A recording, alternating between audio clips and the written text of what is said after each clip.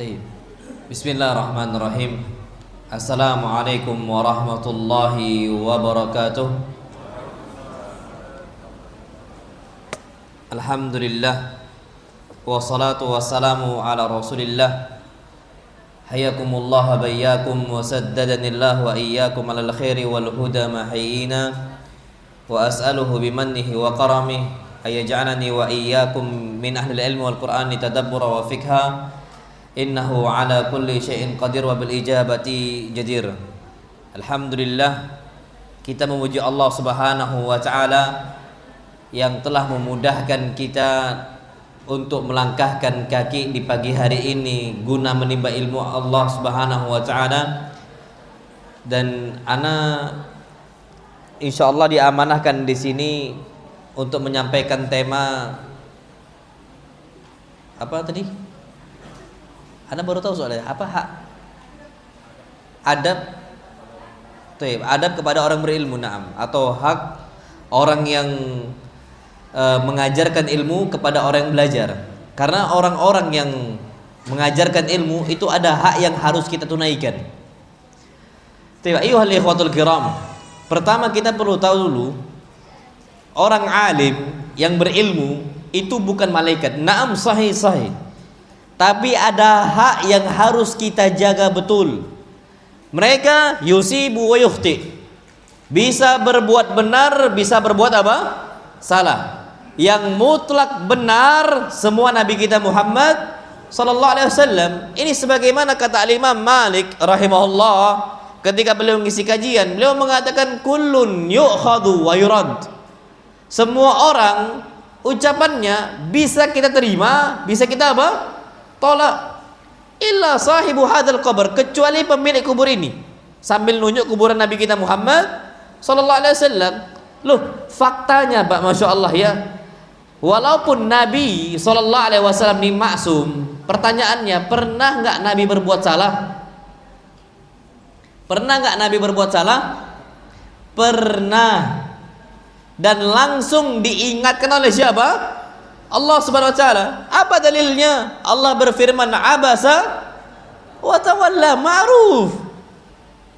Ketika itu Nabi kita Muhammad sallallahu alaihi wasallam sedang berusaha berbicara dengan zu'ama Quraisy, pimpinan-pimpinan orang-orang Quraisy. Nabi kita Muhammad sallallahu alaihi wasallam itu sedang mendakwahkan mereka. Nabi sallallahu alaihi wasallam sedang berusaha mengajak mereka agar mereka memeluk agama Islam. Para pemimpin-pemimpin ini yang didakwahkan oleh Nabi kita Muhammad SAW, saking beliau itu semangatnya, datanglah Abdullah bin Ummi Maktum. Dia bukan orang terpandang, bukan orang yang dianggap, nasabnya bukan orang-orang yang memiliki nasab yang mulia dan sebagainya. Dan ternyata kondisinya Ibnu Ummi Maktum itu nggak bisa lihat, tapi apa? Buta.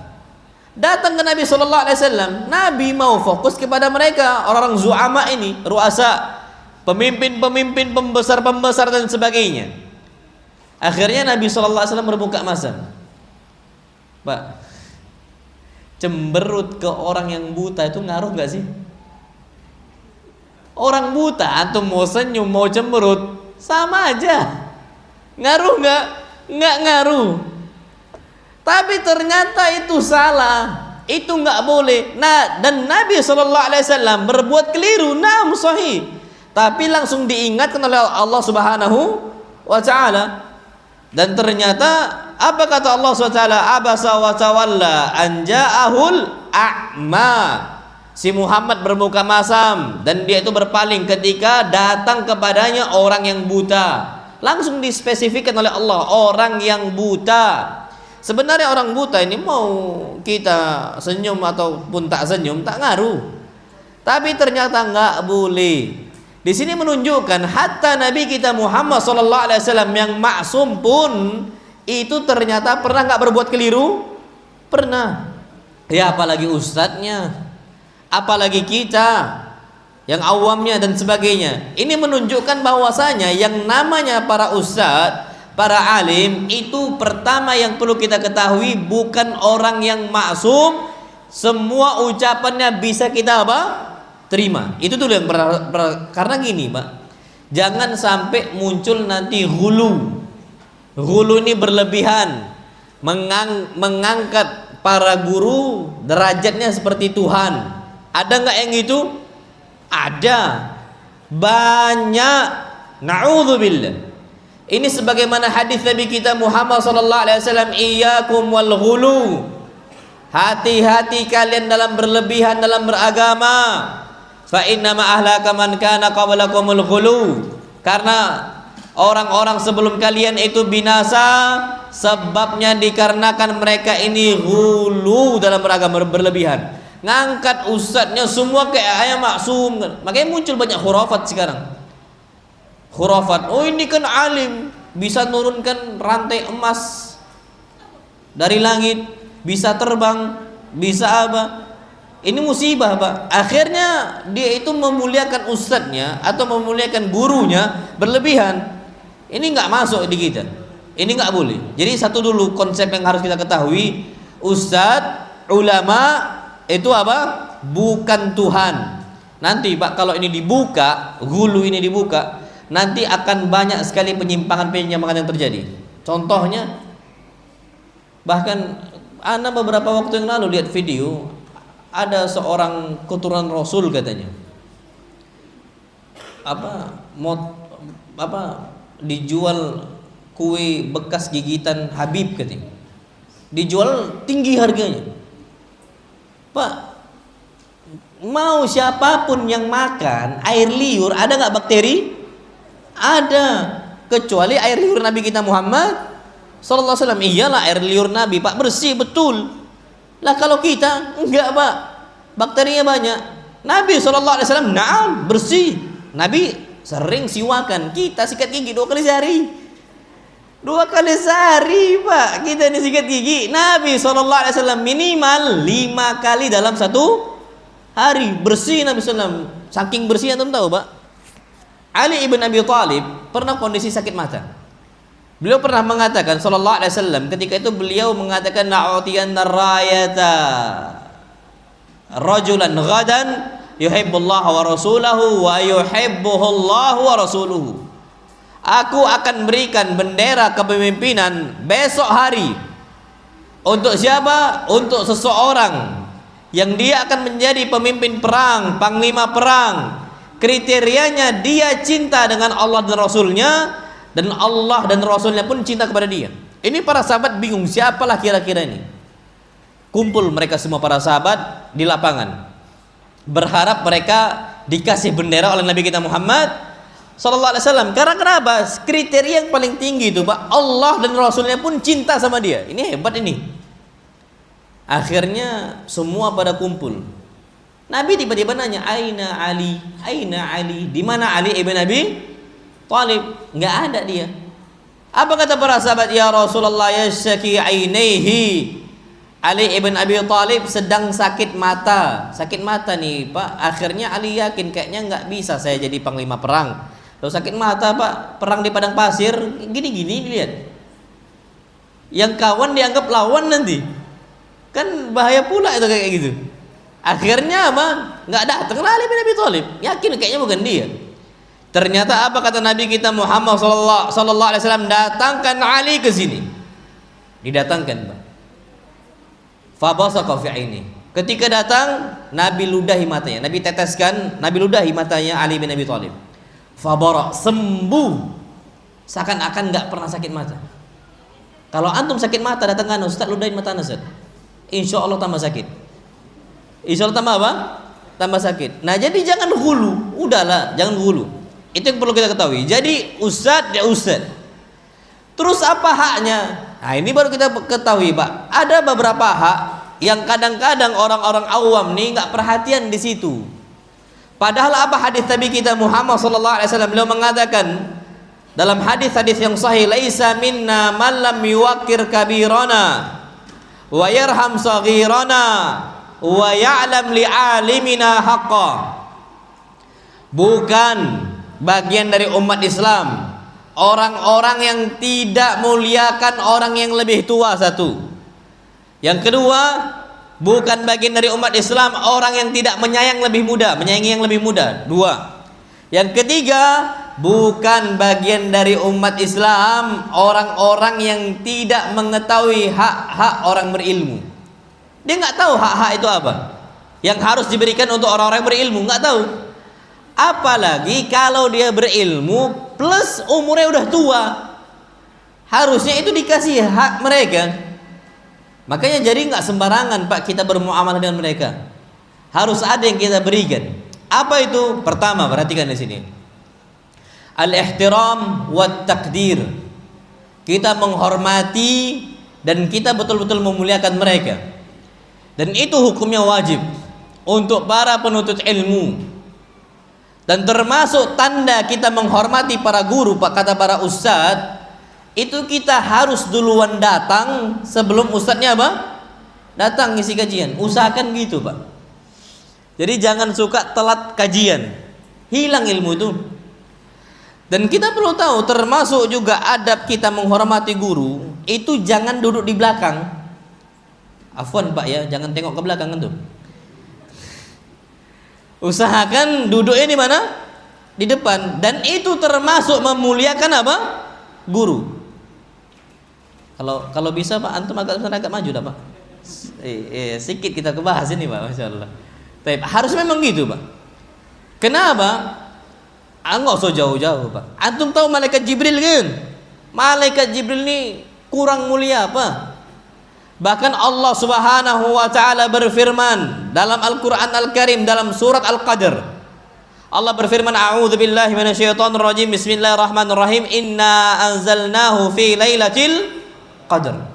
Kami turunkan Al-Qur'an pada malam Lailatul Qadar. Lailatul Qadri khairun min alfi syahr. Malam Lailatul Qadar itu lebih baik daripada 1000 bulan.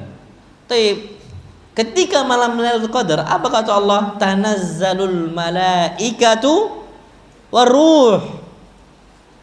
Para malaikat dan Jibril ar-ruh itu turun di malam itu. Pak, kenapa dikhususkan Jibril?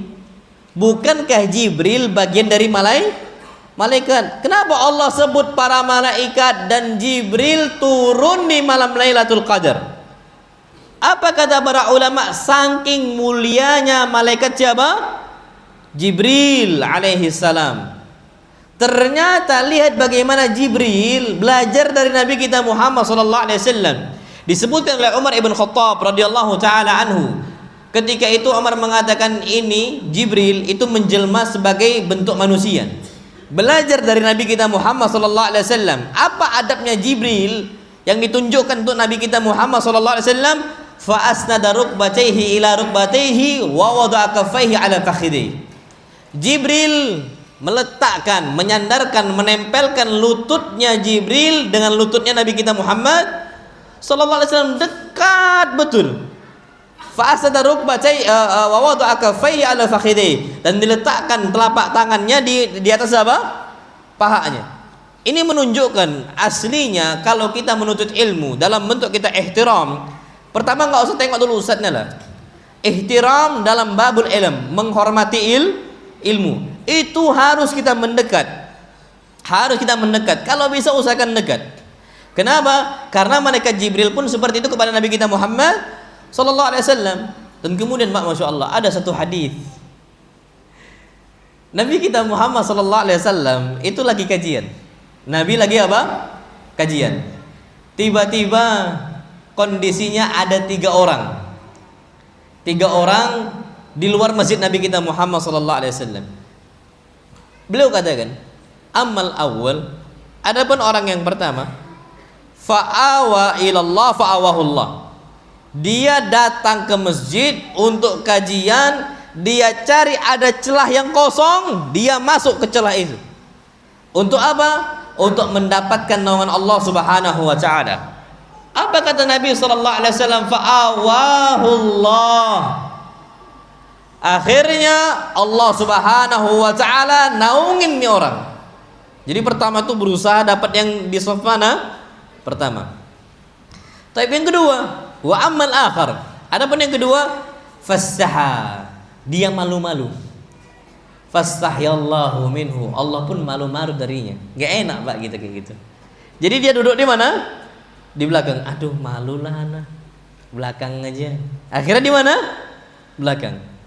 Yang ketiga, wa ammal akhar, yang ketiga, fa'arada. Dia berpaling, enggak mau ikut kajian. Fa'aradallahu anhu. Akhirnya Allah berpaling dari dia. Ini penting loh, Pak ya.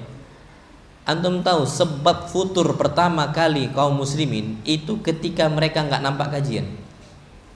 Itu tanda Allah sudah berpaling dari dia. Hati-hati antum. Antum lihat kan kondisi banyak dulu, antum mungkin tahu wajah mereka satu persatu.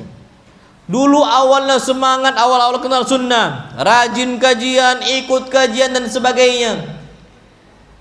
Sampai sekarang udah betul-betul jauh. Antum tahu awal tanda yang Allah kasih untuk dia udah futur. Tengoklah kajian.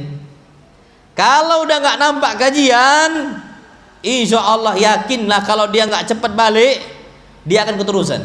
Kenapa? Dia berpaling dari kajian. Apa kata Nabi kita Muhammad SAW? Fa'aradallahu anhu. Akhirnya Allah pun berpaling darinya. Pak, Anda nggak tahu kalau di kondisi di sini, Pak. Tapi di semua tempat, Anda sering nanya. Dulu antum banyak nggak kajian yang orang-orang yang kenal sunnah tiba-tiba futur? Kata mereka banyak, Ustaz. Banyak. Anda yakin, Pak? Sebab awal pertama kali itu dikarenakan mereka nggak ikut apa? Kajian. Jadi cara menghormati ilmu dan para penyampai ilmu itu adalah kita harus tahu betul kalau memang itu mereka membagikan ilmu, datangi, Pak.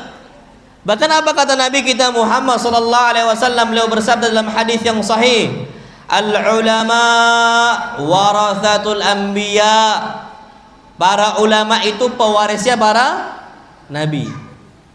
Pak, ini sekarang kita dibagikan warisan nabi. Antum tahu? Anak kalau meninggal nggak akan ada yang ngambil warisan dari anak kecuali orang terdekat dari anak. Imma istri, imma anak, imma bapak, imma ibu, kan gitu. Oh, antum yang nggak ada kedekatan sama anak nggak akan bisa ngambil warisan dari anak. Nabi pun sallallahu alaihi wasallam, kalau kita mau ada kedekatan dengan Nabi, jadi ahli waris Nabi. Simple itu, Pak. Kalau antum ini susah ngambil warisan dari Nabi sallallahu alaihi wasallam, hafalan Quran dari dulu sampai sekarang pun stuck di 3 kul. Kul huwallahu ahad, kul a'udzu birabbil falaq, sama kul a'udzu birabbin nas. Oh enggak, tambah 1 kul lagi. Kul ya ayyuhal kafirun. Stuck sampai di situ aja. Ini enggak nambah warisan dari Nabi kita Muhammad sallallahu alaihi wasallam. Hadis dari dulu antum hafal hadis, oh hafal Ustaz. Tapi cuman sikok bae satu aja.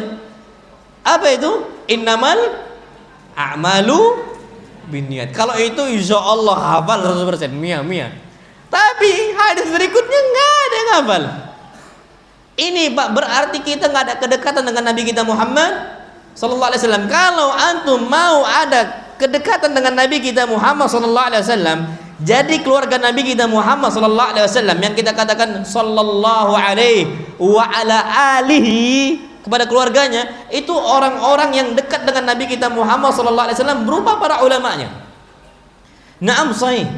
Mereka-mereka yang enggak ada hubungan nasab dengan Nabi sallallahu alaihi wasallam, tapi dia dekat dengan Nabi kita Muhammad sallallahu alaihi wasallam dari jalur ilmu, dekat dia itu, Pak, masyaallah.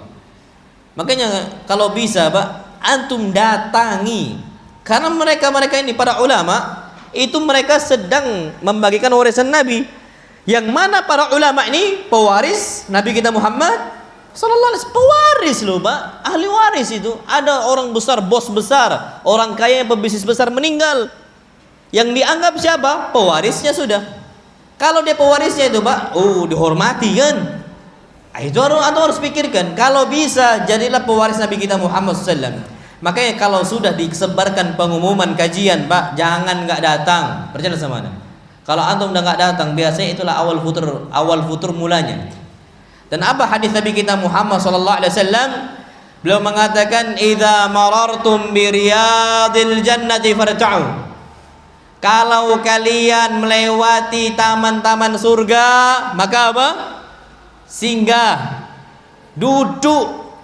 Apa taman surga itu? Kata Nabi kita Muhammad sallallahu alaihi wasallam, "Hilakuz dzikri, halaqah ilmu." Mampir kita. Sekarang nih Pak, bukan lagi kita yang lewati halaqah ilmu. Halaqah ilmu lewat di kita. Sekarang nih pengumuman kajian ini tinggal lewat broadcast WA aja. Facebook ada, WA ada, IG ada, apalagi sekarang yang ada. Semua ada, udah diumumkan, wasilah itu ada semua bagi dia. Diumumkan. Hatta tetangga ke tetangga, kajian nanti ya, jangan lupa ada kajian kita. Masih tak datang. Ini berarti tanda dia itu akan apa? Mulai futur. Dia jauhin ulama, dia jauhin para asatidzah, circle-nya orang-orang awam. Ini bahaya Pak. Apa? Bahaya. Antum jangan terlalu pede Pak. Oh, anak udah ngaji sunnah Ustaz, anak semangat. Iya, sekarang kita semangat. Wa ma ba'dahu. Setelahnya yakin antum masih semangat? Belum tentu Pak. Bukankah Nabi kita Muhammad sallallahu alaihi wasallam telah mengatakan, beliau katakan dalam hadis yang sahih, inna likulli amalin syirrah. Setiap amalan itu ada masa-masa semangatnya. Antum kenal sunnah, semangat kajian. Satu hari, Masya Allah, bisa sampai 2 kali 3 kali kalau kota besar itu Pak. Di kota besar Jakarta itu Pak, kajian itu terpenuhi. Ba'da subuh ada, duhanya ada, ba'da zuhurnya ada, ba'da asarnya ada, ba'da maghribnya ada, bahkan ba'da isya'nya pun ada. Antum tinggal pilih aja. Awal-awal mereka kenal sunnah, satu hari bisa 4 kali mereka kajian, diikuti semua ustadz-ustadznya. Tapi awal semangat itu antum jamin bakal semangat terus? Enggak. Kenapa kata Nabi SAW, wa inna likulli syirratin fatrah. Di masa semangat ada masa apa? Futur. Fatrah itu futur, masa lemah imannya. Masalahnya di kita, kalau dibalikkan langsung aman itu kata Nabi. Faman kanat fatratuhu ila sunnati faqad ihtada. Yang masa futurnya cepat dikembalikan kepada sunnahku, selamat dia. Wa man kanat ila ghairi dzalika faqad halak. Tapi kalau enggak cepat dikembalikan, justru malah dialurkan ke dunianya, ke kawan-kawan yang melalaikan dan sebagainya, faqad halak, maka dia binasa. Makanya apa? Kalau antum mau dijaga imannya, dijaga kualitas Islamnya, sering-sering dekat dengan siapa? Para ustadz, orang-orang yang mereka ini membagikan warisan Nabi kita Muhammad sallallahu alaihi wasallam. Makanya Abu Hurairah pernah marah betul dengan mereka ketika itu di Masjid Nabawi ada kajian. Di zaman Abu Hurairah masih hidup ada kajian, tiba-tiba Masya Allah yang hadir itu sepi. Yang hadir apa? Sepi. Abu Hurairah tahu ini kaum muslimin di pasar udah letaknya, ya kayak kita lah, semisal ada kajian tapi milih malah di dunia. Akhirnya Abu Hurairah berangkat ke pasar. Apa kata Abu Hurairah? Irthun Nabi sallallahu alaihi wasallam yuqsamu fil masjid wa antum hahuna. Warisan Nabi sallallahu alaihi wasallam dibagikan di masjid wa antum hahuna. Bagaimana mungkin kalian masih di sini? Orang itu kira, bayangkan Pak, dikira mereka Nabi ini dibagikan warisan harta. Pada berangkat semua ke Masjid Nabawi. Pas nyampe sana nggak ada pembagian duit. Dinar nggak dibagikan, dirham juga nggak dibagikan. Nanya sama Abu Hurairah, mana warisan itu? Kok nggak ada? Ilmu. Apa kata Nabi SAW? Wa innama warrathul ilm. Yang namanya para nabi itu cuma mau wariskan apa? Ilmu. Itu warisan Nabi. Bayangin Pak, sampai di situ aja mereka tuh nggak ngerti. Ini menunjukkan bahwasanya yang namanya kita itu penting untuk mendekati apa? Pewaris ilmu dan warisannya, ilmunya. Itu kita harus jaga. Jadi cara untuk menghormati para ustadz atau memberikan hak ustadz itu hormati mereka sesuai dengan kapasitasnya. Itu yang perlu kita ketahui. Nah, tapi Pak, kita juga perlu tahu kalau seandainya sekarang ini banyak orang-orang tuh pengen jadi ustadz. Ini masalah juga itu. Pengen dihormati, pengen diapai dan sebagainya, akhirnya berusaha jadi ustadz gitu. Pak, bukan itu tujuan kita. Mau dianggap ustadz tak ustadz pun itu bukan apa ya. Karena sebagian orang tuh anak nggak pernah belajar, nggak pernah hafal Quran, nggak pernah hafal hadis, tiba-tiba pengen kajian.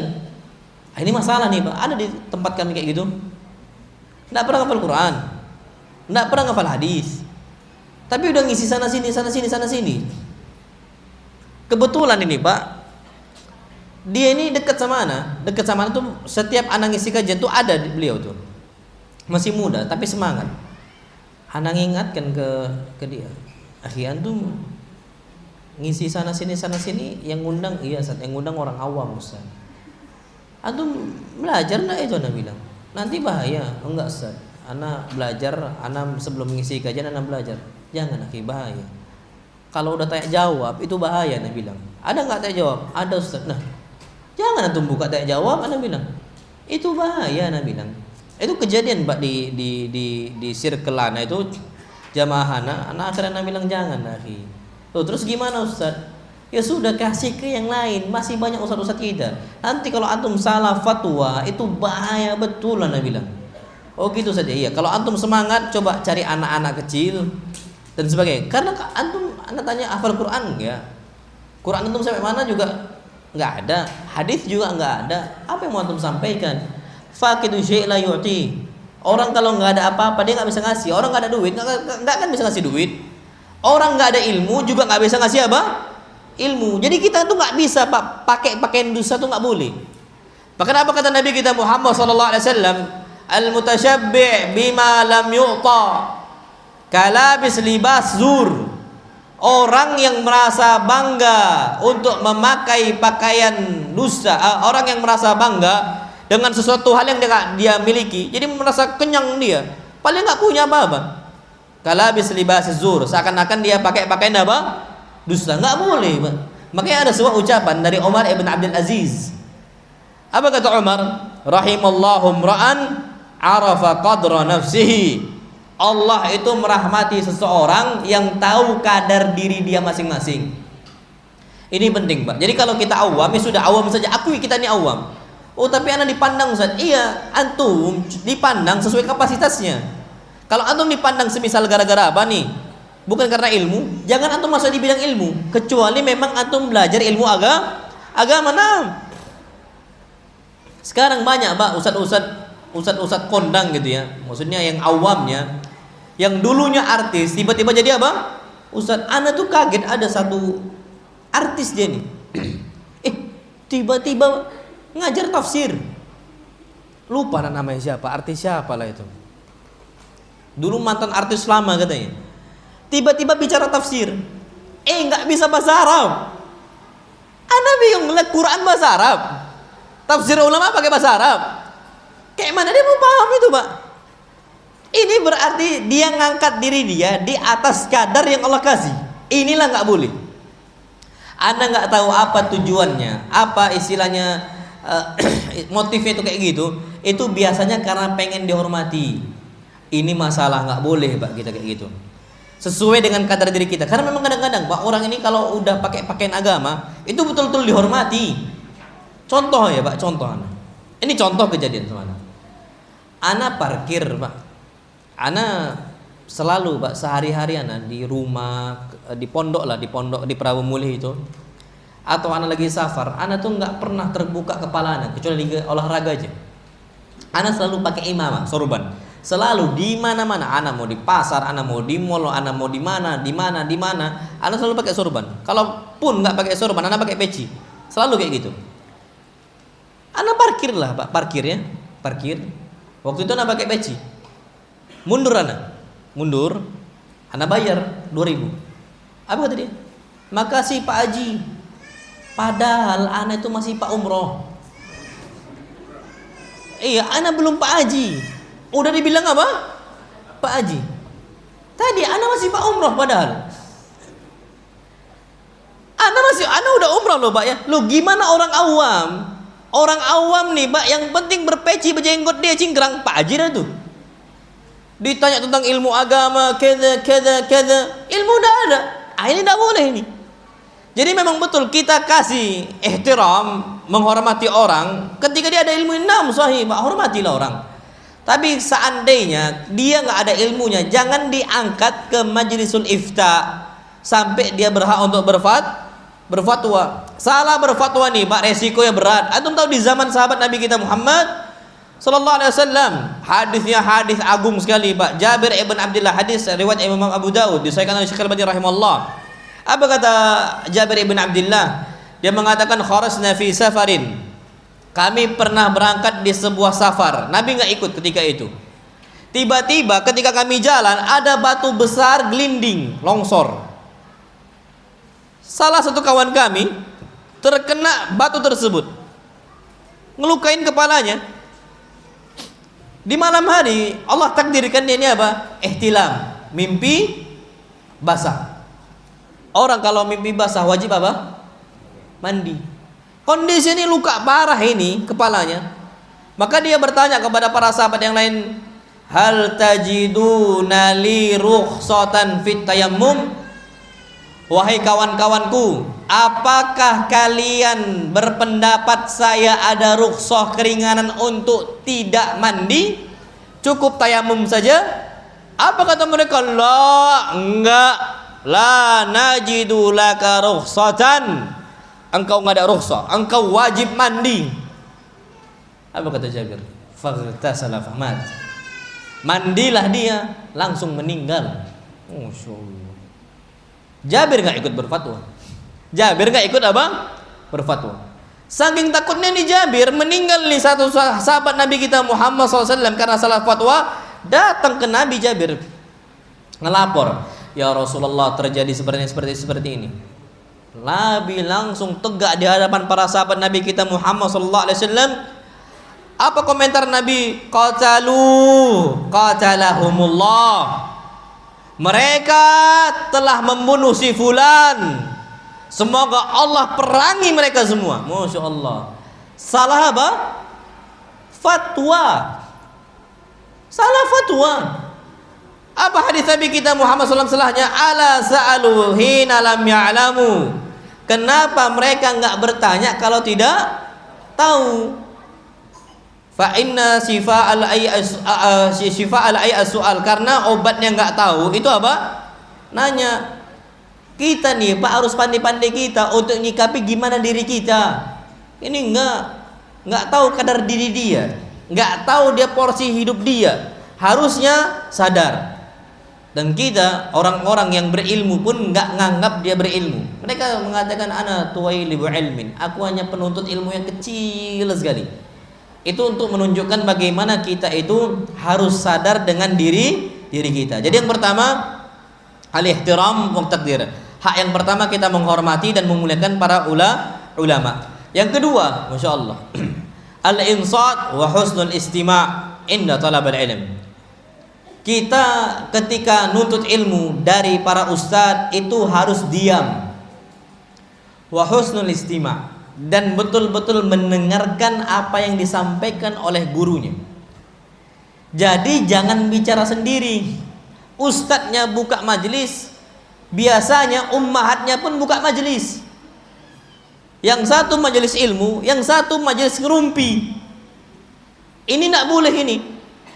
Harus fokus ke ustadznya, harus fokus ke ahli ilmunya. Jangan buka majelis sendiri. Dan ini perintah dari Nabi kita Muhammad SAW. Dan bahkan hari Jumat pun, Masya Allah, hari Jumat ini kan khutbah, khatib menyampaikan. Apa kata Nabi kita Muhammad SAW? Yang berbicara faqad lagha, dia telah berbuat hal yang sia-sia. Main kerikil, kita main batu, itu sia-sia, nggak boleh.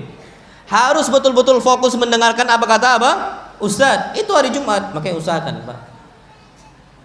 Inilah sekarang di Indonesia ini, khatib Jumat tuh yang diambil yang paling tua.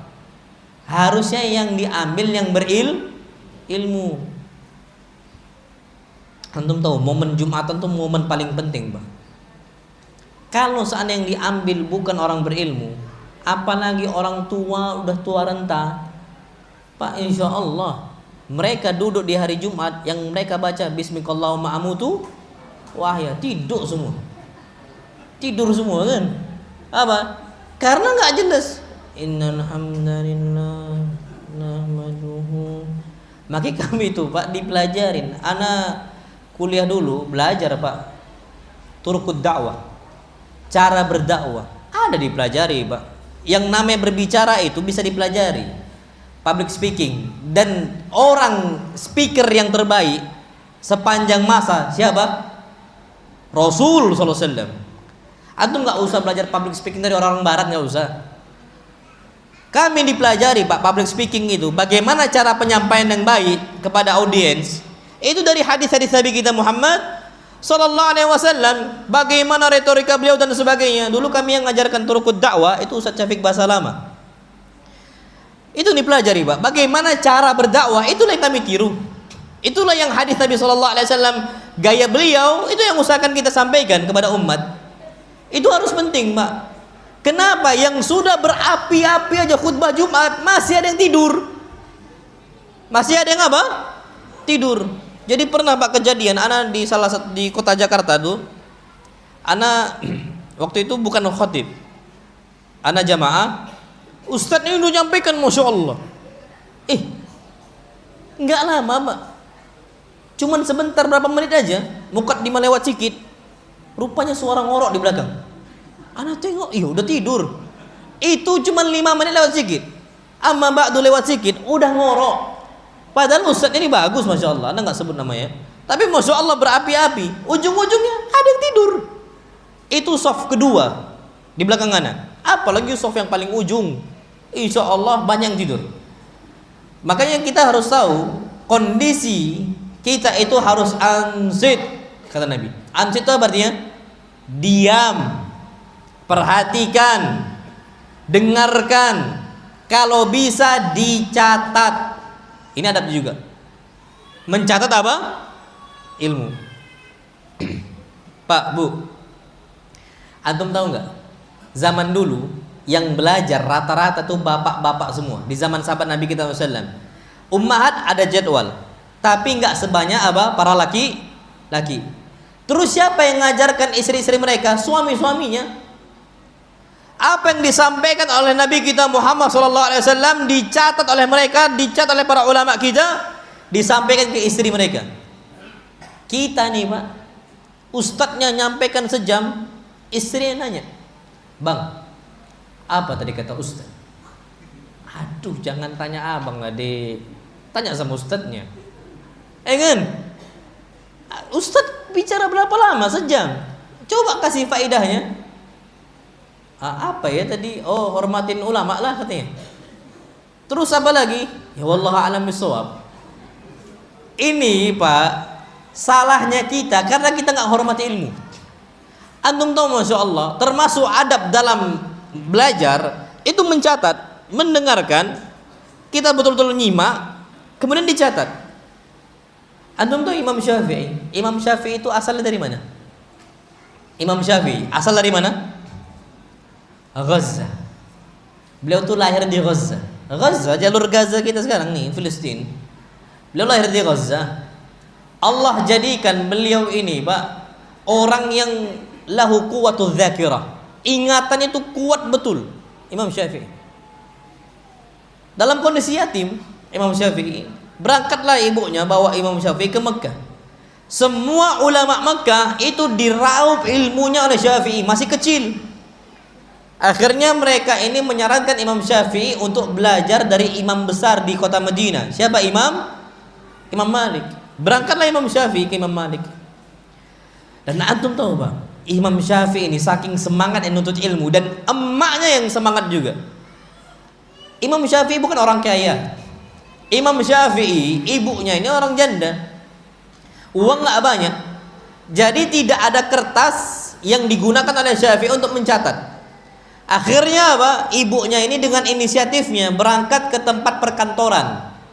Sampai sekarang pun Pak, tempat perkantoran itu masih banyak kertas yang apa? Sisa.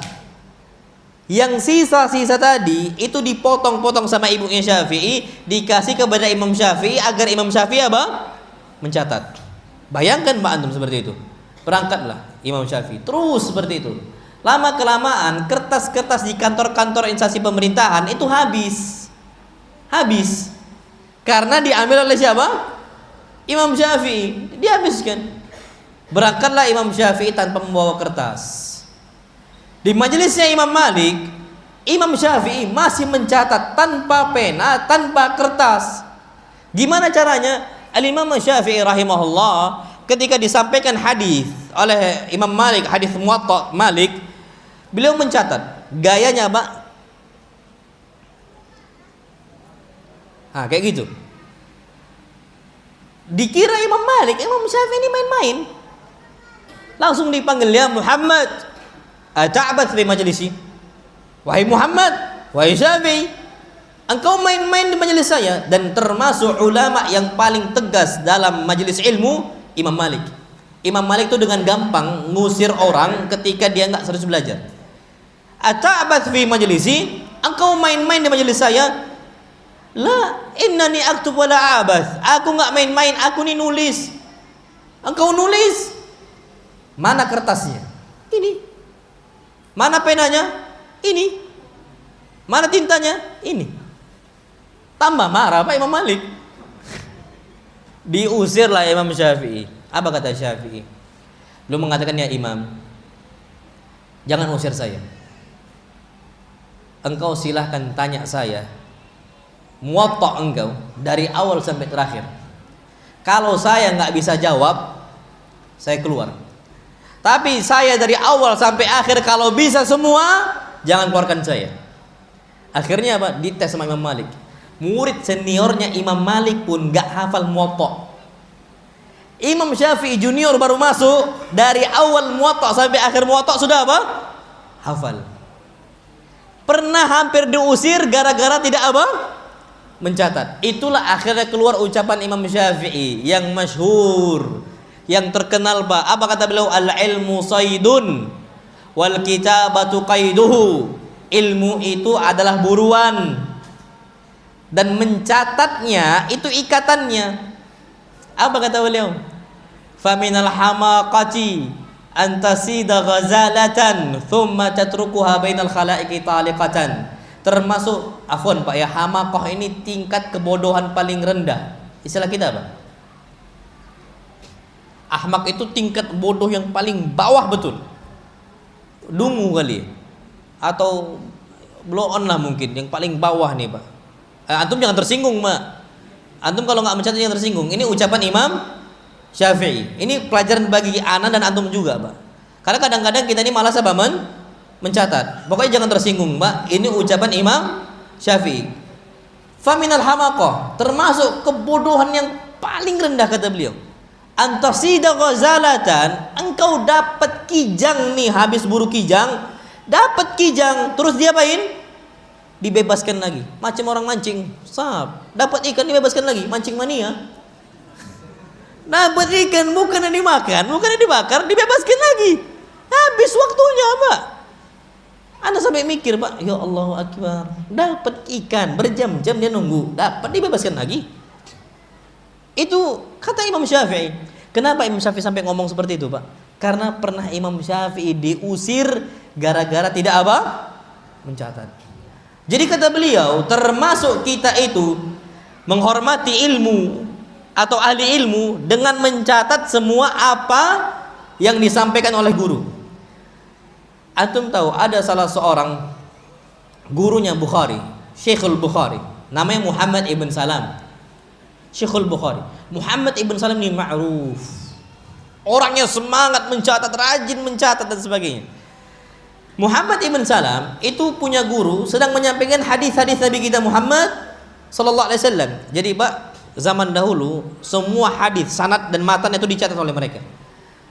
Kalau kelewatan rugilah mereka. Jadi Muhammad ibn Salam itu ketika lagi nulis, tiba-tiba penanya itu patah, ujungnya itu apa? Patah. Jadi nggak bisa dipakai untuk nulis. Muhammad ibn Salam ini pintar Pak, dan beliau berani berkorban menghabiskan duitnya tujuan untuk dapat ilmu. Jadi Pak, ketika pennya patah, udah Pak risau Muhammad ibn Salam, nggak bisa nulis sudah. Apa yang terjadi? Langsung teriak, ngangkat suara Muhammad ibn Salam, dia mengatakan qalamun bidinar. Lemparkan untuk saya satu pena, aku bayar dengan 1 dinar. Fatatayarat ilaihil aqlam. Pena pun berterbangan untuk Muhammad ibn Salam, terbang semua Pak pena. Diambil sama Muhammad ibn Salam, ditulis. Yang lain nyari penanya masing-masing. Jadi yang nulis hadis ketika itu cuman Muhammad ibn Salam. Habis selesai nih majlis, baru dibayar Muhammad ibn Salam dengan pena itu satu dinar. 1 dinar itu Pak 4 gram emas. 1 gram emas sekarang berapa? 1 gram emas sekarang berapa Pak?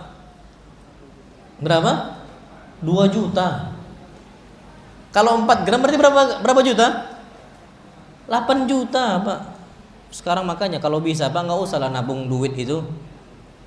Udahlah antum tabung, diblokir pula lagi. Nabung emas Pak. Nabung apa? Emas. Dulu Pak 1 juta. Dulu setahu ana dulu nabung emas juga Pak. Ana nabung emas. Dulu emas logam mulia itu, ana dulu bukan Antam. Satu lagi UBS.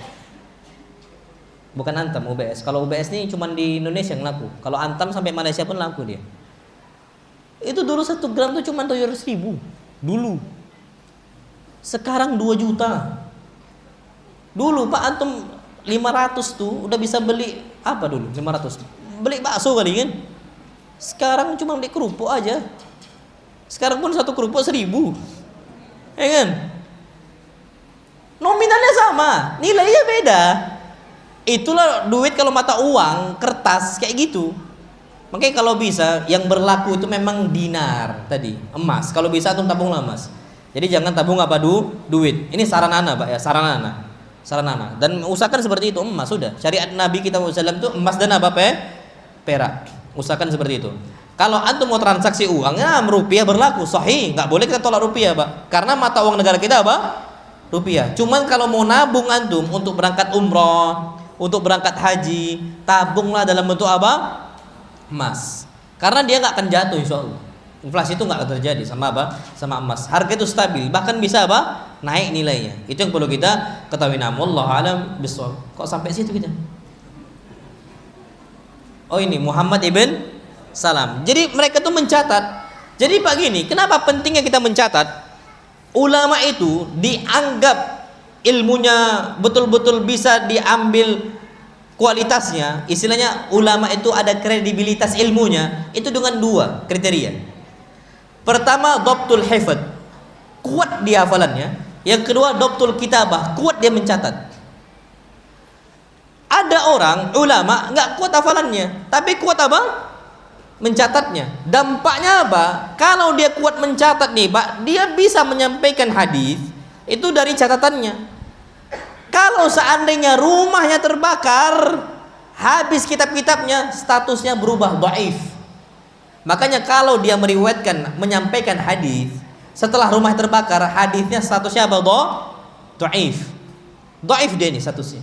Dia rawi itu dhaif karena dia nggak kuat apa?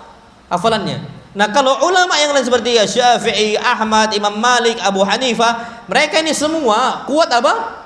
Hafalannya. Lah kita udahlah lemah hafalannya, tak mau mencatat. Makanya kalau antum meriwayatkan hadis, insya Allah dhaif hadis antum. Antum sampaikan itu riwayat Pak. Orang nanya siapa antum kan gitu. Ngafal enggak, nyatat juga enggak kan gitu. Udah dhaif kita nih Pak. Kalau masih ada ilmu jarh wa ta'dil, masuklah nama kita dalam kitab ad-du'afa. Orang-orang yang lemah hafalannya, masuk di situ insyaallah.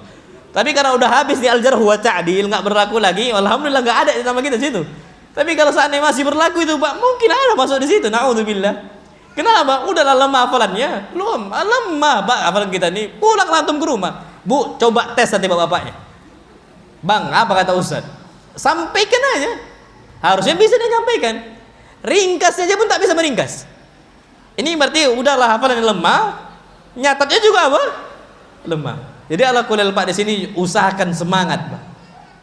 Anak di Pekanbaru kemarin di Simpang 3 itu di Masjid At-Taqwa.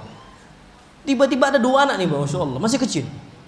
Datang, Ustaz, minta tanda tangan. Anak tak kasih tanda tangan kan Pak. Rupanya dia itu Pak minta tanda tangan. Sebelum-sebelumnya lembaran tuh banyak, dia catat semua apa yang anak ngomong. Iya ajib, ini anak kecil nih Pak. Oh beda loh Ustaz. Mereka kan anak-anak masih kuat hafalannya. Enggak Pak, dia itu enggak ngafal, tapi dia apa? Mencatat. Orang muda sama orang tua sama-sama bisa apa? Mencatat. Semangat Pak. Harusnya kita juga seperti itu. Harus juga seperti itu. Lah Al-Quran aja Pak, kalau nggak dicatat hilang ini. Kenapa Al-Quran masih berlaku di zaman kita saat ini? Karena Al-Quran dibukukan. Dan ini termasuk kekhawatiran siapa? Kekhawatiran Umar ibn Khattab. Banyak yang meninggal. Mau berharapnya Umar ibn Khattab itu dikumpulkan jadi satu kitab. Akhirnya dibukukan oleh Utsman ibn Affan. Walhamdulillah terjaga sampai sekarang. Antum tahu Pak, pentingnya mencatat. Di kita itu ada mazhab yang terkenal di seluruh penjuru bumi. Yang dikenal cuma 4. Mazhab yang pertama apa? Abu Hanifah. Yang kedua apa? Imam Malik. Yang ketiga apa? Syafi'i. Yang keempat apa? Hambali, Imam Ahmad. Kenapa mereka masih bertahan nih Pak? Karena mereka ini punya kitab-kitab mereka dalam bidang mazhab mereka. Antum buka kitab fikih, mazhab Hanafi ada, mazhab Maliki ada, mazhab Syafi'i ada, mazhab Hambali ada. Tapi ada satu Pak, mazhab yang juga dikenal tapi nggak sepopuler 4 mazhab tadi. Mazhab Zahiri. Mazhab Zahiri ini Pak, antum tahu siapa pengusungnya? Daud Al-Zahiri, yang cuman ngambil letterlek hadis atau zahirnya hadis atau zahirnya dalil. Makanya kata mereka nih Pak, salah satu pendapat mereka yang lucu, mereka tuh nggak pakai kias, nggak pakai analogi. Apa kata hadis gitu aja. Contoh, Nabi kita Muhammad sallallahu alaihi wasallam mengatakan, disebutkan dalam sebuah hadis, naha Rasulullah sallallahu alaihi wasallam an yubala fil ma'ir raqid. Nabi melarang kita untuk kencing di air yang tergenang. Nggak boleh Pak kita kencing di air yang tergenang. Apa kata mazhab Zahiri? Yang dilarang cuma kencing. BAB boleh. Itu mazhab Zahiri itu Pak. Karena cuma letterlek hadis, apa nampak di hadis itu yang diambil. Yang dilarang cuma apa? Kencing. Kalau BAB nggak dilarang, berarti apa? Boleh. Kalau kita pakai kias aulawi, analogi, kalau kencing aja dilarang, apalagi BAB. Lebih kotor kencing atau BAB? Lebih kotor mana?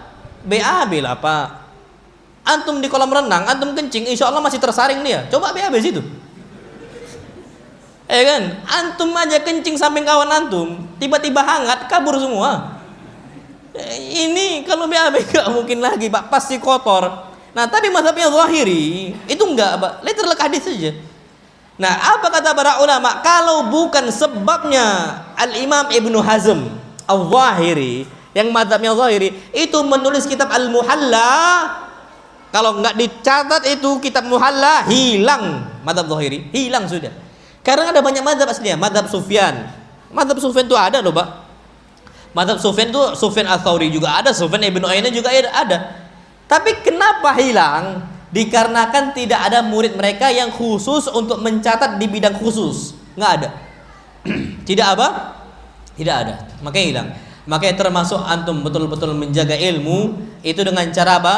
Diam, dengarkan dan mencatat. Nah, wallahu alam bishawab. Jadi jangan bicara ngobrol sendiri. Pernah kondisi, masya Allah, Nabi kita Muhammad sallallahu alaihi wasallam itu lagi kajian. Kajiannya di hadapan ummahat, ibu-ibu. Biasanya ya Pak, ibu-ibu itu identik dengan apa? Ngobrol sendiri kan. Ustadznya ngomong A, emak-emak ngobrol sendiri. Takutnya gitu. Nah kalau sini lain, di sini insya Allah nyimak semua ya kan. Di kandis ini insya Allah semua apa pada nyimak insya Allah ibu-ibunya. Tapi kejadian nih Pak, di zaman Nabi SAW, Nabi lagi kajian, ini ummahat ngobrol sampai lebih keras suara ummahat dibandingkan suara Nabi kita Muhammad SAW. Umar lewat. Apa kata Umar ibn Khattab? Langsung diketuk pintunya Umar. Pintunya Nabi SAW. Diketuk, assalamualaikum ya Rasulullah, a'adkhul? Hai Rasulullah, boleh gak aku masuk? Dikasih izin. Ketika para ummahat dengar suaranya Umar, ibtadarnal hijab. Mereka langsung sembunyi di balik hijab. Berondok Pak. Apa ya? Sembunyi. Berondok ketakutan kayak gitu Pak. Semua sembunyi, masya Allah. Antum tahu? Karena takut dari siapa? Umar. Nabi SAW mengatakan, ya Umar, ibtadarnal hijab. Mereka ini mencari hijab, berondok di balik hijab. Kenapa? Karena takut dari engkau. Apa jawaban Umar bin Khattab? Ya Rasulullah, anta ahaq, engkau yang lebih berhak untuk mereka takuti. Gimana mereka takut dari saya dan nggak takut dari engkau? Kenapa mereka nggak hormati ilmu? Ngobrol sendiri, ngangkat suara sendiri dan sebagainya. Pak, masih nyaut ummahat. Apa kata ummahat? Naam anta asyaddu wa aghlaz min Rasulillah. Iya, karena engkau lebih bengis dibandingkan Rasul, makanya kami takut.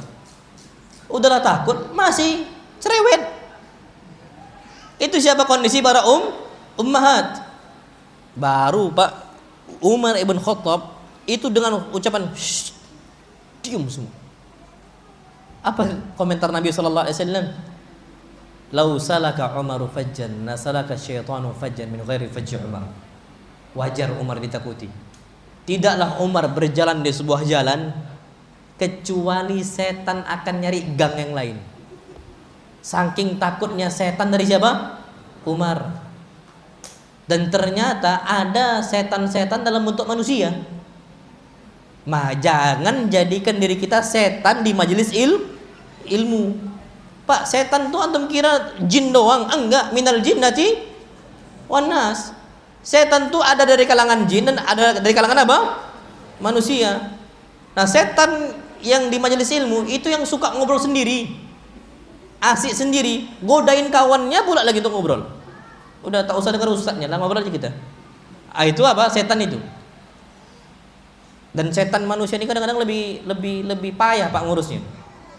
Antum tahu, setan jin itu, antum bilang a'udzubillahi minasyaitonirrajim, kabur dia. Coba setan manusia. A'udzubillahi minasyaitonirrajim, masih di situ dia.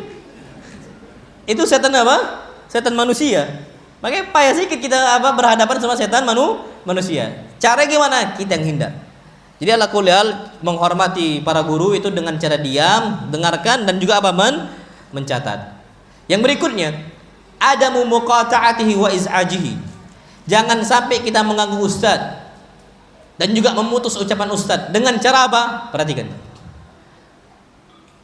Ana jujur paling tidak suka kalau makanan dibagikan untuk jamaah ustaz yang lagi ngomong.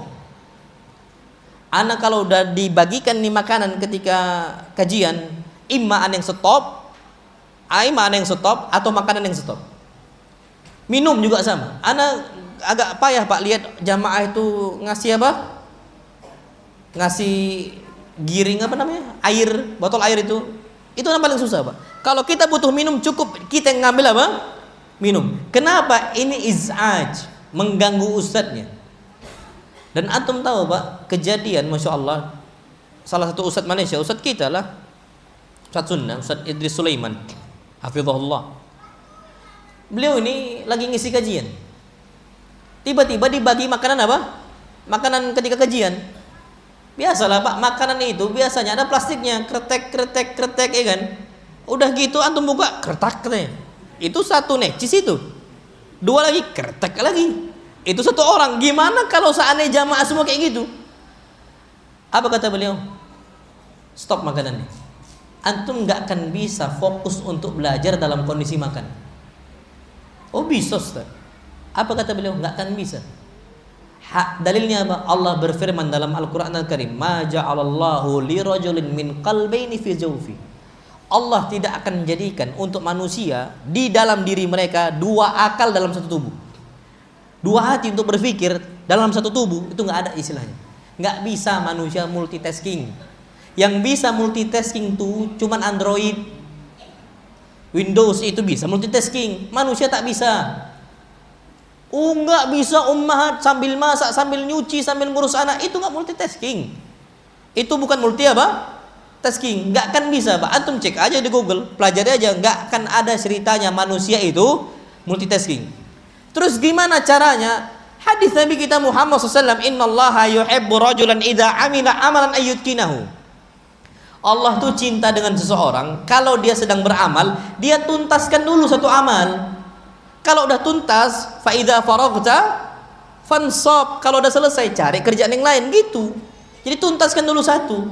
Makanya kalau antum belum tuntas kajian, jangan dulu makan. Harus tuntaskan dulu apa? Kajiannya. Kalau sudah selesai kajian, baru boleh apa? Makan. Ini termasuk muqata'ah, memutus ustadznya berbicara. Nggak boleh, Pak. Jadi saran ana nanti ke depannya kalau antum ada kajian rutin, saran ana, Pak, tolong jangan bagikan minum atau bagikan makanan ketika ustadznya sedang ngisi apa? Kajian. Itu usahakan, Pak, tolong. Karena mungkin ustadznya nggak ngomong, tapi aslinya mereka sakit hati. Mereka tuh apa di hati mereka ada apa? Ada berkecil hati, Pak. Kalau kondisi seperti itu. Oh, kok gitu, Ustaz? Kalau seminar-seminar umum nggak kayak gitu, boleh-boleh aja makan. Pak, seminar umum itu ilmu dunia. Ini ilmu apa? Akhirat. Antum ngantuk sikit, belajar akidah, meleset itu, Pak. Antum belajar tentang masalah qadariyah dan jabariyah, tentang masalah takdir. Antum tidur sikit aja, Pak, bangun-bangun. Yuh. Oh gini. Bisa menyimpang loh, Pak. Sikit kita salah, fokus gitu ya, lewat fokus kita, itu bisa merubah makna. Makanya usahakan itu termasuk cara kita itu menghormati para ustaz. Yang berikutnya, Masya Allah, yang perlu kita ketahui, adabnya kita itu menghormati para ustaz, tajannubul jidal. Tajannubul jidal, jauhi debatin ustaz. Apa kata Syekh di sini? Ka qauli fulan qala fulan khilafa qaulik. Seakan-akan seperti fulan mengatakan, "Loh Ustaz, tapi Ustaz fulan enggak ngomong gitu kok." Ini jangan suka debat. Apalagi debat sama siapa? Ustadznya. Ustadznya udah sampaikan ayat, udah sampaikan hadis. Cukup apa kata ustadznya? Kalau antum kurang percaya, tanyakan ustadz lain. Sudah selesai, sudah antum compare mana yang lebih mendekati kepada sunnah. Kecuali ustadznya nggak sampaikan hujjah, nggak sampaikan dalil. Pernah kejadian sama anak, Pak? Kejadian sama anak. Anak waktu itu ngisi kajian. Kalau anak sholat, Pak, dia lihat anak sholat. Anak sholat tuh ketika anak i'tidal mau sujud, anak duluan yang jatuh itu lutut, baru apa? Tangan. Anak gitu. Dan ini mazhabnya Hambali. Sedangkan beliau tuh enggak. Beliau tangan dulu, baru apa? Lutut. Nanyalah sama anak, Ustaz, antum kenapa kok lutut dulu baru tangan? Anak bilang hadis Nabi kita Muhammad SAW. Apa hadisnya? Wa'il bin Hujr. Nabi kita Muhammad sallallahu alaihi wasallam, beliau itu meletakkan lututnya dulu sebelum apa? Tangannya. Hadis sahih. Hadis sahih. Fakana Rasulullah sallallahu alaihi wasallam idza sajad, beliau itu ketika sujud, beliau sujud dulu lutut dulu baru apa? Tangan. Loh, tapi ada hadis yang mengatakan dahulukan tangan baru lutut. Ana bilang hadis itu syadz. Hadis itu apa? Syadz. Apa hadis syadz? Hadis syadz itu hadis sahih menyelisihi hadis yang lebih apa? Sahih. Hadisnya disebut oleh Nabi sallallahu alaihi wasallam, "Idza hawa ahadukum ila sujud." Kalau kalian hendak sujud, maka apa kata Nabi sallallahu alaihi wasallam? Fala yabruk kama yabrukul ibil. Janganlah dia itu menderum turun seperti menderumnya apa? Onta. Pak, menderum onta tuh apa duluannya tuh? Depan atau belakang? Onta tuh depan duluan atau belakang, Pak, kalau jatuh? Antum belum pernah lihat onta turun? Oh, antum iya enggak semua berangkat umrah. Ini anak kasih tahu, Pak. Onta tuh depan gajah. Kalau gajah depan atau belakang? Gajah belakang. Oh, itu gajah kusir itu, Pak. Gajah depan atau belakang? Anda nggak tahu tuh, Pak. Kalau onta depan dulu, Pak. Perhatikan. Onta, semua onta, nggak ada onta itu tiba-tiba belakang duluan turun tuh nggak ada. Semua onta yang turun duluan itu yang depan.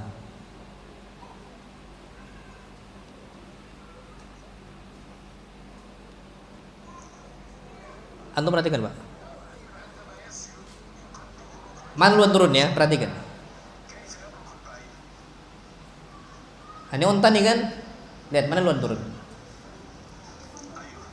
Depan atau belakang? Depan kan. Baru apa? Belakang. Semua onta ijma kayak gitu, Pak. Nggak ada onta khilaf. Semua onta tuh turun tuh depan dulu, baru apa? Belakang. Nah, potongan hadis setelahnya, inilah baru hadisnya potongan syad. Apa kata Nabi SAW? Beliau mengatakan, maka dahulukan tangan dulu, baru apa? Lutut dulu. Nah, potongan yang belakang itu syad. Karena setelahnya terbukti hadis setelahnya, Nabi dahulukan lutut, baru apa? Tangan. Nah, Syekh Al-Albani rahimahullah, beliau mensahihkan semuanya. Maka Syekh Al-Albani rahimahullah, depan dulu, baru apa? Belakang dulu. Ana bilang, nggak apa-apa Pak. Antum hujahnya kayak gitu nggak apa-apa. Antum nggak dosa. Dan ana pun nggak dosa. Iya Ustaz, tapi antum aneh sendiri katanya. Ustaz yang lain nggak kayak gitu. Inilah jidal nih Pak. Ini apa namanya? Jidal. Ana bilang Pak, antum mau megang sama ustaz yang lain, tafadhol. Ana bilang, antum nggak akan berdosa. Ngapain antum paksa ana? Dan ana nggak akan maksa antum, karena antum juga nggak akan apa berdosa. Karena ulama nih Pak, kalau khilaf yang salah dapat apa? Pahala. Berapa pahalanya? 1. Yang benar berapa pahalanya? 2. Orang berpahala kok dimarahi? Dia berpahala, Pak, nggak usah dipaksakan. Itu Anda sampaikan. Nah ini udah jidal nih Pak, bahaya. Tapi kan Ustadz Fulan kayak gitu, antum sendirian. Pak, mau semua orang semisal nih Pak ngomong A, ternyata Ana berpendapat yang lebih dekati sunnah yang B, Ana kan pegang B Pak. Ana kan pegang B. Kenapa? Ternyata antum lihat para masyayikh Pak, Syekh Ibnu Utsaimin, itu semua dahulukan yang mana? Lututnya. Para ulama tuh Pak, banyak di Saudi kalau antum berangkat itu lutut duluan.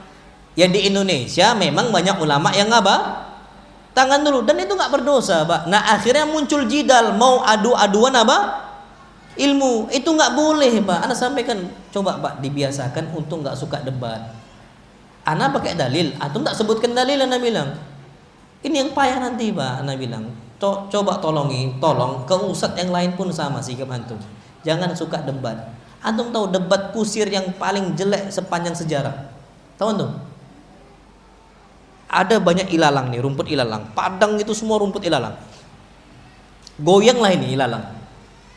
Akhirnya ada yang, ini 2 orang nih debat. Yang pertama ngomong tairun, itu burung di situ. Ada yang mengatakan enggak, itu bukan burung. Anzun, itu kambing itu. Enggak burung, enggak kambing.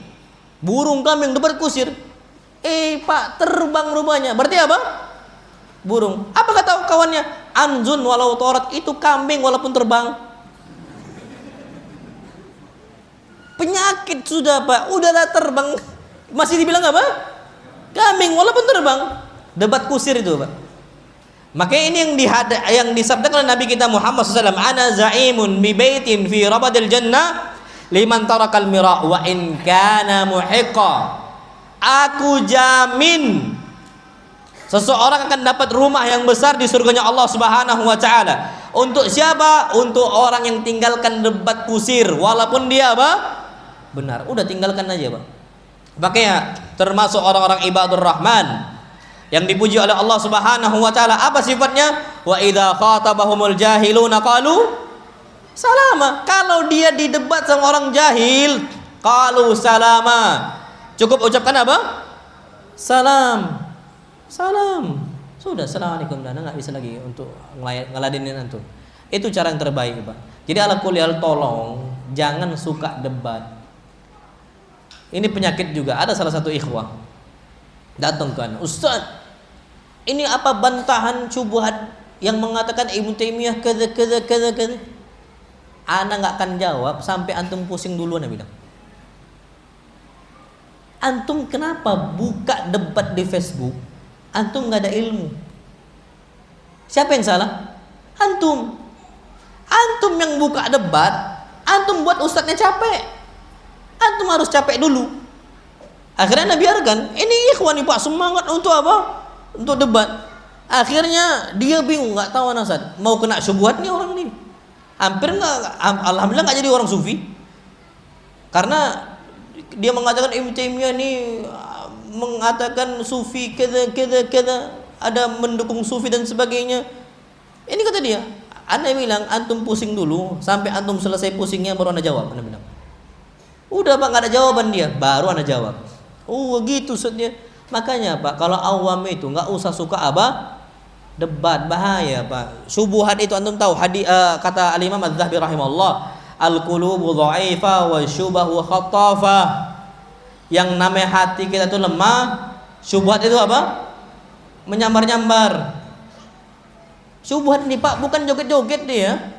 Nyambar, Pak. Itu berat yang harus kita ketahui. Wallahu a'lam bishawab. Kemudian yang berikutnya, adab yang harus kita perhatikan adalah at-tawadhu. Rendahkan hati kita di hadapan mereka. Jangan takabur. Jangan apa? Sombong. Kenapa, Pak? Karena kita ini butuh sahabat berupa ustadz. Ada sebuah ucapan Al-Imam Asy-Syafi'i. Dia mengatakan, akhi lan tanala al-ilma illa bi sittatin wa sa'umbika bi bayani wa sa'umbika an tafsila bi bayani. Saudaraku, engkau enggak akan bisa mendapatkan ilmu kecuali dari 6 hal. Aku akan kabarkan kepada engkau penjelasannya dengan sejelas-jelasnya. Salah satunya apa? Wa suhbatu ustadzin. Engkau harus bersahabat dengan siapa? Ustaz. Bersahabat dengan ustaz nih, Pak, harus ada tawadhu. Sahabat Nabi SAW Ibnu Abbas itu sampai rela. Ibn Abbas nih, Pak, keluarga Nabi, ahlul bait. Jadi ahlul bait itu, Pak, bukan cuma terbatas keluarganya, keturunannya Ali, enggak. Ahlul bait itu sampai keluarganya Abbas, Alu Abbas. Antum tahu Bawazir? Bawazir itu, Pak, itu ahlul bait. Bawazir itu keturunannya siapa? Keturunan Abbas. Alu Abbas, Abdullah bin Abbas, itu keluarga Nabi SAW, ahlul bait. Ustadz Subuhan Bawazir. Siapa lagi? Hah? Iya, semua Bawazir. Ba itu artinya keluarga. Bawazir, keluarganya si wazir. Jadi dulu tuh wazir itu, Pak, wazir itu orang terpandang, orang mewah, orang terpandang yang hijrah ke Yaman. Namanya Bawazir, keluarga wazir. Ba Salama, keluarga Salama. Baswedan itu Baswedan. Ba Syarahil. Ba itu artinya keluarga. Ba panjang. Ba itu artinya keluarga. Ba Salama, Bawazir, Baswedan, ba apa lagi? Antum lah tahu. Nah, jadi Bawazir itu keturunan dari Abbas. Keturunan dari apa? Abbas. Dan itu ahlul bait, keluarga Nabi kita Muhammad sallallahu alaihi wasallam. Antum tahu Ibn Abbas ini ahlul bait satu. Kedua, ilmunya banyak. Sepupu Nabi SAW pula. Kurang apa lagi, Pak? Ternyata Ibn Abbas itu mau mengambil satu hadis dari sahabat Nabi kita Muhammad SAW, yang Ibnu Abbas tahu ini hadis itu cuman yang meriwayatkan si fulan. Didatangi siang-siang.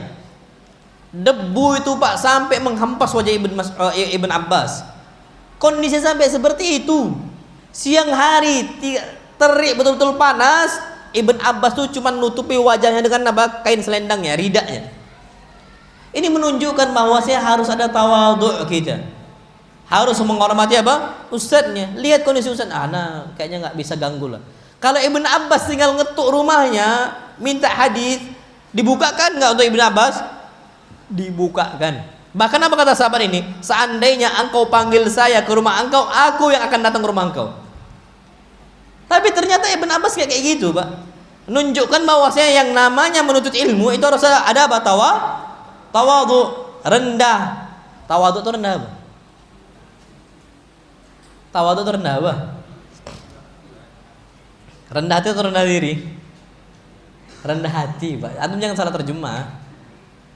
Tawadhu itu rendah hati, rendah diri itu tidak boleh. Kecuali untuk siapa?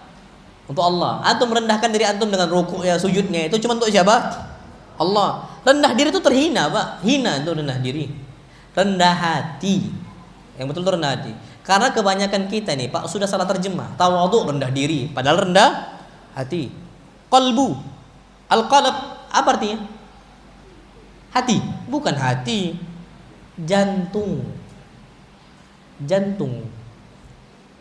Karena udah banyak, Pak, salah. Nggak usah jauh-jauh. Itu bahasa Arab ke Indonesia ya. Bahasa Indonesia ke Indonesia aja udah banyak salah terjemah. Kenapa si fulan kok sama anak kok dingin banget, dia acuh tak acuh? Bukan, dia acuh kepada saya. Acuh itu apa artinya? Acuh bukan cuek, acuh tak acuh cuek. Acuh itu perhatian. Antum bukalah KBBI.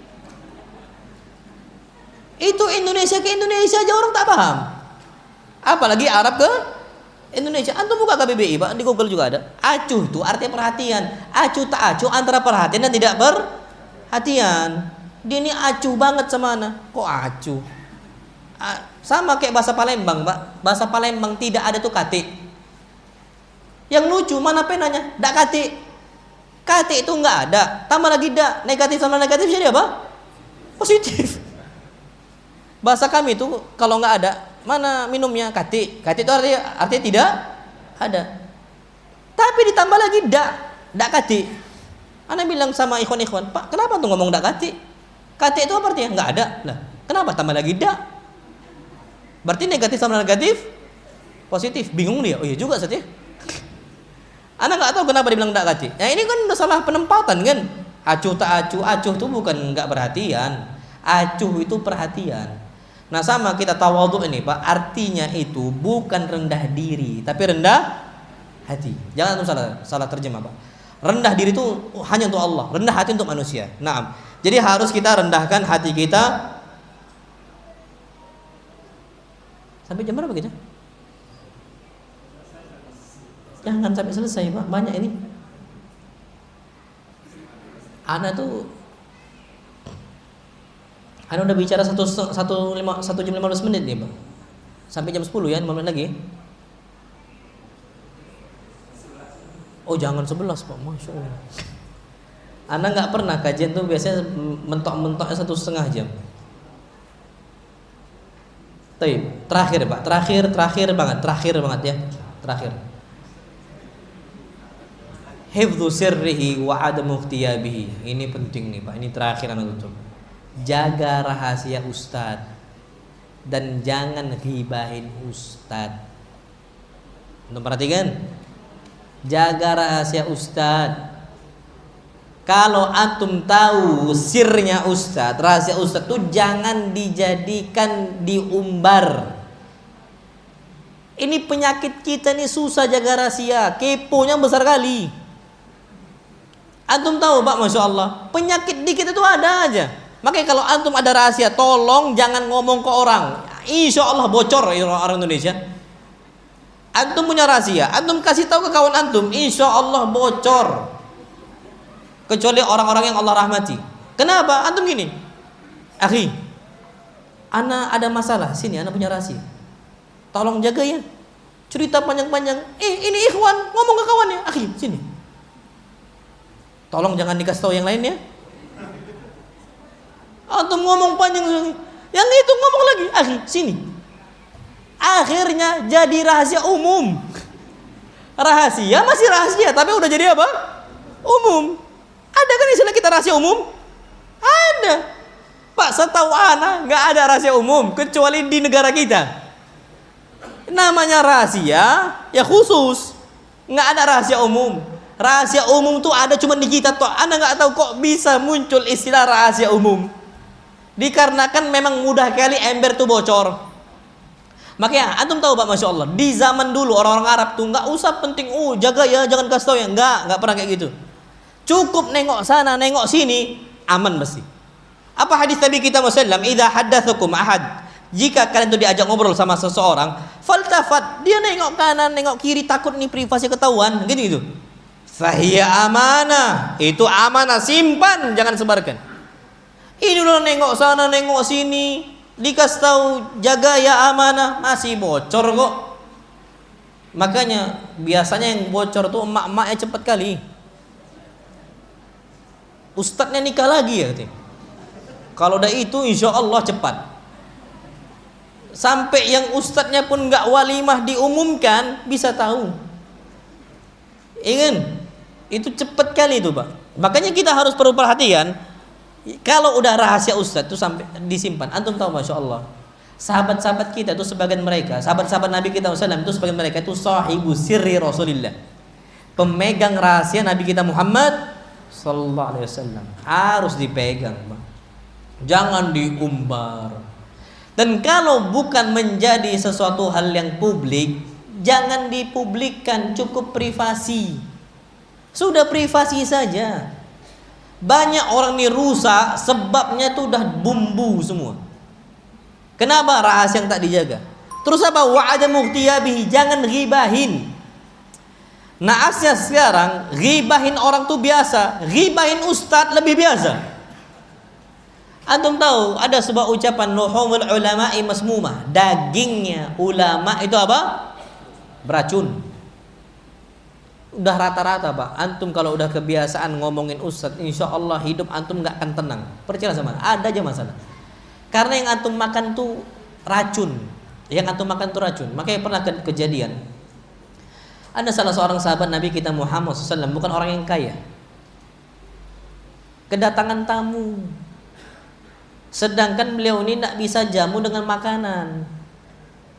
Keluarlah nih sahabat nyari makanan di luar, nggak ketemu, balik lagi dia mengatakan, ya fulan, wahai fulan, 2 orang itu bertamu, saya nggak ada makanan, saya udah keluar juga nggak dapat makanan, susah, saya belum bisa jamu sekarang, tapi tempat tinggal saya kasih. Keluar 2 orang ini sambil lagi baik. Apa kata orang 2 ini? Dia itu punya makanan, cuman medit aja dia, pelit, nggak mau berbagi. Antum tahu Pak, tiba-tiba 2 orang ini jumpa dengan Nabi kita Muhammad sallallahu alaihi wasallam. Apa kata Nabi sallallahu alaihi wasallam? Ma li ra'aitu luhuma sahibikum baina asnanikum. Kenapa aku lihat daging saudara engkau si fulan itu di gigi kalian? Antum tahu itu? Itu balasan orang yang gibahin siapa? Saudaranya. Ini apa kata Nabi kita Muhammad SAW? Beliau mengatakan tentang masalah, Allah berfirman tentang masalah ghibah. Ayuhibbu ahadukum ayyakula la'ma akhihi maitan fakarihtumu. Apakah kalian mau makan daging kawan kalian? Fakarihtumu, pasti kalian nggak mau, Pak. Antum tahu dulu ada manusia yang hobinya makan daging manusia. Siapa namanya? Isi kanibal itu. Nah, itulah dia. Udah tobat katanya dia, Pak. Kayaknya udah tobat itu. Setahu udah tobat. Kayaknya ya. Anda nggak tahu. Kabarnya udah tobat dia. Jadi si kanibal itu, Pak, itu satu Indonesia nggak suka sama dia. Bahkan mau jumpa sama dia pun takut. Kenapa, Pak? Karena makan daging manusia. Yang antum makan nih udahlah dagingnya manusia, beracun pula lagi. Makanya coba biasakan mulai sekarang itu, Pak. Antum tahu kenapa ghibah sering terjadi? Antum tuh terbiasa untuk nggak enakan. Akhirnya ngomong di belakang, tak berani ngomong di mana? Depan. Ada istilah orang Arab. Orang Arab nih, Pak, malas ghibah, nggak suka ghibah. Kenapa? Orang-orang Arab ini, Pak, orang Eropa hatta sama. Prinsip mereka tuh, orang Arab ini mengatakan as-sarahatu rahatun. Terus terang tuh menenangkan. Tenang kita kalau antum terus apa? Terang. Kalau terus terang sampaikan 4 mata. Orang Medan setahu anak kayak gitu, Pak. Kalau mau mengingatkan kawannya, diingatkan depan orangnya, bukan di belakang. Di depan baik, di belakang nusuk. Itu nggak bagus, Pak. Orang tuh memang harus apa adanya. Sampaikan, kita memang ingin kebaikan. Tapi masalahnya di kita tuh ada hobi nggak enakan.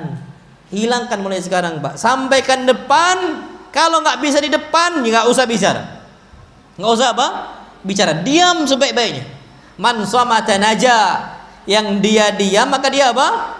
Selamat. Jadi memang Anda lihat nih, Pak, penyakit di masyarakat kita tuh 2. 1 nggak enakan, 2 basa-basi. Iya kan?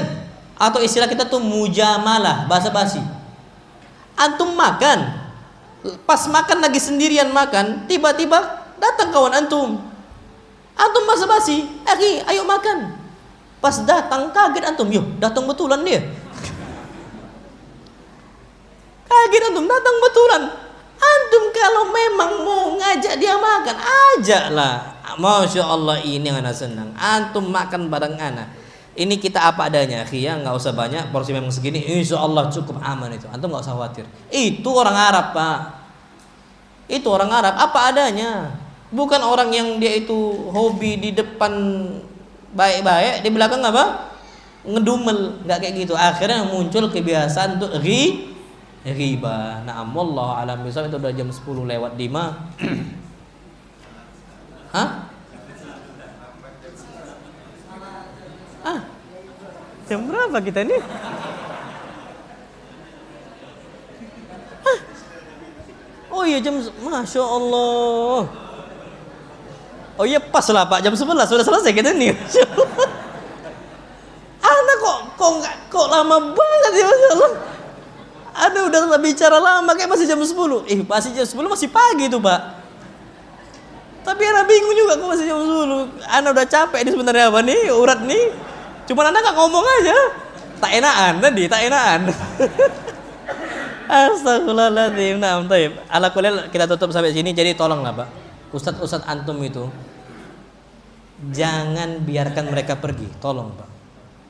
Kalau mereka udah pergi, yang susah percayalah sama anak antum sendiri. Anak antum sendiri. Antum susah nyari ustadz. Oh ustadz kok sakit hatian. Pak, jangankan ustadz, Nabi Yunus saja sakit hati. Nabi Yunus dakwah kepada kaumnya ditolak, dimaki, dihina, kabur dari kaumnya, kesel sama kaumnya, dihukum sama Allah, dijeburkan dalam apa? Laut, dimakan ikan paus. Antum ambil faedah, ustadz kita nih imannya nggak sampai kayak Nabi siapa? Yunus. Sakit hati, pergi juga nya itu Nabi Yunus. Kita nih ustadz nih, aduh imannya kadang-kadang kita nih setipis tisu, tipis Pak, rentan. Jadi coba tolong kasih hak mereka. Kalau udah pergi, nggak usah jauh-jauh Pak. Nabi nggak pernah sakit hati sama umatnya. Nabi SAW di Taif dihinakan, di sana dihinakan, di sini dihinakan. Nabi nggak sakit hati. Tapi dakwahnya nggak berkembang di Mekah. Allah yang suruh pindah ke mana? Madinah. Bayangkan antum, Mbak. Padahal Nabi nggak sakit hati sama kaumnya. Tapi kalau antum memang tipikal yang nggak ngormatin ustadz, Allah yang nyuruh ustadz itu untuk pergi. Percaya sama Anda? Allah akan letakkan ustadznya ini atau pewaris para nabi ini, hambanya Allah ini yang Allah muliakan, ke tempat yang lebih bermanfaat untuk yang lain. Buktinya apa kata Nabi sebelum meninggalkan Mekah? Ya Makkah, wahai Mekah, innaki la habbul biladi ilai, sesungguhnya engkau adalah tempat yang paling saya cintai. Kalau bukan karena engkau mengusir saya nggak akan keluar. Akhirnya Pak, Nabi SAW berangkat ke mana? Madinah. Baru 10 tahun semua masuk Islam. Yadkhuluna fi dinillahi afwaja. Siapa yang rugi? Orang Mekah sendiri. Antum tahu Pak, saking dahsyatnya nih, terjadi nggak Fathu Mekah? Terjadi. Mekah udah ditaklukkan, mereka masuk Islam tanpa peperangan. Nabi cuma mengatakan man dakhala fi dari Abi Sufyan fa huwa amin, yang masuk rumahnya Abu Sufyan aman, dia selamat. Masuk Islam mereka semua, hatta Abu Sufyannya. Tapi Pak, Nabi katakan la hijrata ba'dal fathi, kalian enggak perlu hijrah lagi setelah ditaklukkannya apa? Mekah. Ternyata tetap Allah takdirkan Nabi meninggal di Mekah atau Madinah? Madinah. Padahal Nabi udah bisa enggak masuk Mekah? Bisa. Itulah Pak, rugi sendiri. Ustadz di kandis ini mungkin tak banyak, bisa dihitung tangan, nggak nyampe 10 Pak. Kalau di pekan oke lah, pergi satu datang satu. Di sini pergi satu tak balik-balik. Jaga Pak, jaga. Tolong Pak, antum sendiri yang susah nanti. Antum sendiri yang susah. Antum nggak dibina. Sebenarnya Pak, kalau kita oke-oke aja, anak kita generasi TikTok mereka itu Pak. Kalau bukan ustadz yang jaga, yang berusaha untuk menjaga anak antum, susah. Makanya sebelum mereka pergi, tolong dihormati ustadz itu. Karena memang untuk memposisikan mereka itu penting. Kalau enggak Pak, hilang mereka, hilanglah semua ilmu. Dan bahkan kadang-kadang ujung-ujungnya kayak tadi, Mekah kehilangan Nabi kita Muhammad sallallahu alaihi wasallam bertahun-tahun sampai Nabi meninggal di kota Madinah. Nah, wallahu a'lam bishawab. Ini udah jam 11. Nggak usah ada tanya jawab Pak ya. Ini tenggorokan anak kering pula nih Pak. Insyaallah. Nah, insyaallah anak masih ada insyaallah nanti terakhir di pinggir. Agak jauh kayaknya dari sini. Makanya anak bersyukur anak bisa ke sini. Allah mudahkan anak bisa ke sini, berbagilah faedah ilmu. Wa illa anak berharap mudah-mudahan di lain waktu kita bisa jumpa lagi, Pak. Anak nggak tahu kapan. Tapi biasanya tuh, Pak, anak itu pulang kampung tiap tahun ke Medan. Anak domisili itu Prabu Muli Sumsel. Cuman kampung mana di Medan. Nah, berhubung tol udah ada, jadi nggak pernah mampir ke sinilah.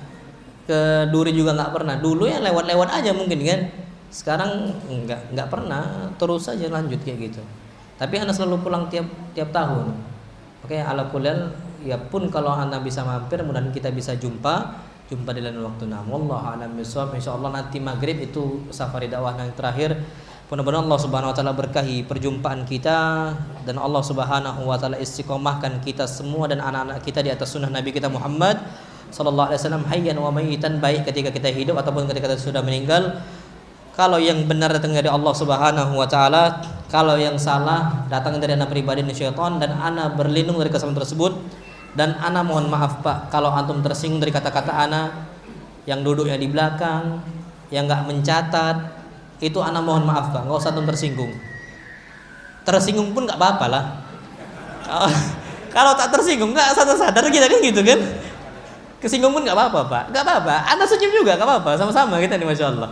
Nah, ala kulli hal, pokoknya kalau antum sakit hati, ana minta maaf.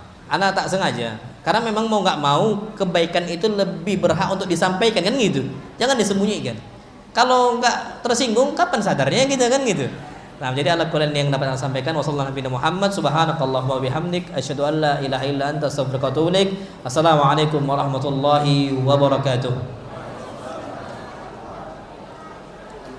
Nah, insyaallah sama-sama.